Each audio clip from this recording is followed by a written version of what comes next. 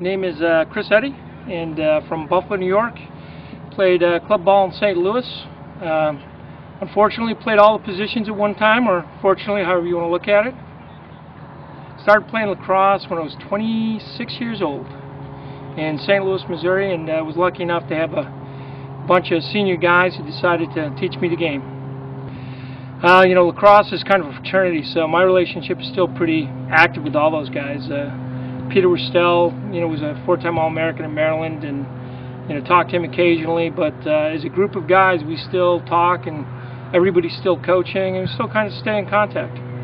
My favorite part about coaching Rhino lacrosse is watching kids get better. You know, every week some kid, a light bulb goes on, and it just, I mean, that's what we're out here for, and that's what the joy of this job is. Outside of the game of lacrosse, I have a medical business and spend most of my time at that. And when I'm not doing that, I'm either skiing with the family or trying to play golf. Well, my most memorable lacrosse moment is playing lacrosse on the day I got married, which was a lot of fun for me and not so much fun for my wife. You know, I coach, and I think coaching is important because we get to teach a lot of things. We get to teach the game of lacrosse, but we also get to teach a lot of life lessons out here. You know, as I mentioned before, you see light bulbs go on with kids, and you know that carries over and transitions into other things. And hopefully, we're teaching them things outside of just the game of lacrosse that'll, you know, move over into the lives they lead as they get older and move on to other things. And probably the biggest thing is, you know, you hope that the style and what you bring to coaching, eventually some of these kids will coach as well, and you hope that transitions on with them.